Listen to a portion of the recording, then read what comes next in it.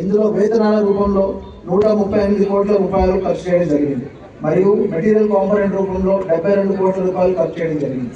ఇప్పటి వరకు పల్లె పండుగ కార్యక్రమంలో 362 గోకులాల చెట్లు నిర్మించడం జరిగింది.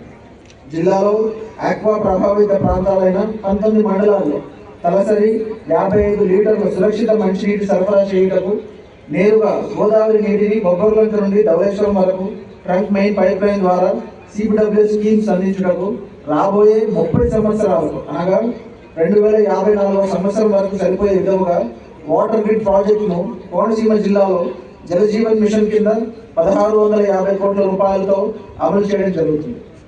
జిల్లాలో మామిడి కుదురు, ఉప్పల్గుప్తల మండలాల్లో కొబ్బరి విలువ ఆధారిత ఎంఎస్ఎంఈ పార్కులు, ఫ్లాటెడ్ ఫ్యాక్టరీ కాంప్లెక్స్, అదేవిధంగా రావులపాలెం నందు అరటి ఫైబర్ విలువ ఆధారిత కేంద్ర ఇంక్యుబేషన్ సెంటర్ ఏర్పాటుకు చర్యలు జరుగుతున్నాయి. కొబ్బరితో అంతర్ పంటలు కోకో సాగు లాభదాయకంగా ఉన్నందున ఏటా 1000 ఎకరాల విస్తీర్ణంలో నరేగా అనుసంధానంతో సాగు విస్తరిస్తున్నాం. కోకో రైతులు గింజల నాణ్యతగా తయారు చేయడంలో సాంకేతికంగా వెనుకంజలో ఉన్న నేపథ్యంలో జిల్లాలో అంతటికి ఒక కోకో ఫర్మెంటేషన్ కేంద్రం నెలకొల్పి గిట్టుబాటు ధరలకు కల్పనకై చర్యలు సర్వేయంగా కొనసాగుతున్నాయి. ఈ జిల్లా పరిధిలోని 19 మండలాల్లో సాగునీరు సరఫరాకు ఆటంకం లేకుండా పంట కాలువలు, పంట మృగు కాలువలో గుర్రపుడక్క తోడు తొలగింపు, మట్టి తవ్వకాలు మరియు షటర్ రిపేర్ పనుల నిమిత్తం 424 పనులకు గాను 1583 లక్షల రూపాయలు మంజూరు చేసిన పనులు పురోగతిలో ఉన్నాయి. ఎన్టీఆర్ భరోసా సామాజిక భద్రతా పెన్షన్ పంపిణీలో భాగంగా మొత్తం 2,35,000 మంది పెన్షన్దారులకు ప్రతి నెల 101 కోట్ల రూపాయలతో స్వర్ణ గ్రామాలు, స్వర్ణ వార్డుల సిబ్బంది మరియు ఇతర ప్రభుత్వ సిబ్బంది ద్వారా నేరుగా ఇంటి వద్దనే పెన్షన్ పంపిణీ చేయడం జరుగుతుంది. కోనసీమ జిల్లా కేంద్రంగా ఉన్న అమలాపురం పట్టణం 64,000 జనాభాతో మున్సిపాలిటీ సెలక్షన్ రేట్గా మారింది. రాష్ట్రంలో ఎక్కడా లేని విధంగా పాడి పశువులలో పాల దిగుబడి పెంచి పాడి రైతులకు మేలు చేకూర్చే ఉద్దేశంతో తక్కువ ఖర్చుతో అనగా 50 కేజీల దానా బస్తా ఒక్కింటికి 1,020 రూపాయలతో పోషక విలువలతో కూడిన పశుదానా జిల్లాలో 67 ప్రాథమిక సహకార సంఘాల ద్వారా సరఫరా చేసే కార్యక్రమాన్ని ప్రారంభించడం జరిగింది. కోనసీమ జిల్లాలో అమలు చేస్తున్న పశుదానా పంపిణీ పథకం పాడి రైతులు పాల ఉత్పత్తిని పెంచి ఖర్చులను తగ్గించి ఆర్థిక లాభాలను అందిస్తోంది. పశువుల పాల దిగుబడి రోజుకు 1 లీటర్ పెరిగి ఫ్యాట్ కంటెంట్ 2% మెరుగుపడింది.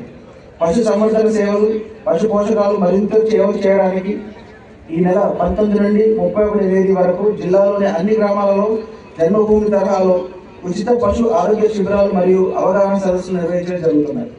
జనవరి 5వ తేదీన మామిడి కుదురు మండలం ఎరుసు మండలం గ్రామంలో ఓఎన్జీసీ బోరు బావు రీఓపెన్ చేసి డ్రిల్లింగ్ చేస్తుండగా గ్యాస్ లీక్ అయ్యి మంటలు వ్యాపించగా ఇరుసుమండ, గుబ్బలవారిపాలెం, లక్కవరం, చింతపల్లిలకు చెందిన బ్లోడ్ ప్రభావిత 6,300 కుటుంబాలకు ఒక్కొక్క కుటుంబానికి 10,000 చొప్పున ఎక్స్గ్రేషియా ప్రకటించి ఫిబ్రవరి 1వ వారంలో పంపిణీ చేయడం జరుగుతుంది. డాక్టర్ బిఆర్ అంబేద్కర్ కోనసీమ జిల్లా అనగానే మనకు గుర్తుకు వచ్చేది పచ్చని ప్రకృతి, గోదావరి నది వైభవం, అలాగే శతాబ్దాల చరిత్ర కలిగిన పవిత్ర దేవాలయాలు. జిల్లాలోని అంతర్వేది శ్రీ లక్ష్మీ నరసింహస్వామి ఆలయం గోదావరి నది మరియు బంగాళాఖాతం సంగమ స్థలంలో వెలిసి భక్తులకు అపూర్వమైన అనుభూతిని అందిస్తోంది. ద్రాక్షారామం శ్రీ భీమేశ్వర స్వామి ఆలయం ప్రాచీన శివక్షేత్రంగా పాండవ కథల్లో అనుబంధం కలిగి ఉంది. ఐరవెల్లి సిద్ధి వినాయక స్వామి ఆలయం గణపతి నవరాత్రుల సమయంలో లక్షలాది భక్తులతో కలకలలాడుతూ మన జిల్లా ఆధ్యాత్మిక వైభవాన్ని దేశమంతటికి చాటుతోంది. సర్వర్థన్ కాటన్ గోదావరి ట్రోఫీ, డ్రాగన్ పడవలు, ఈతలు, రంగోలీ, పతంగుల పోటీలు పర్యాటక శాఖ ఆధ్వర్యంలో 3 రోజుల పాటు స్థానిక సాంస్కృతిక సాంప్రదాయాలకు అద్దం పట్టేలా సంక్రాంతి పండుగలు నిర్వహించుకోవడం జరిగింది.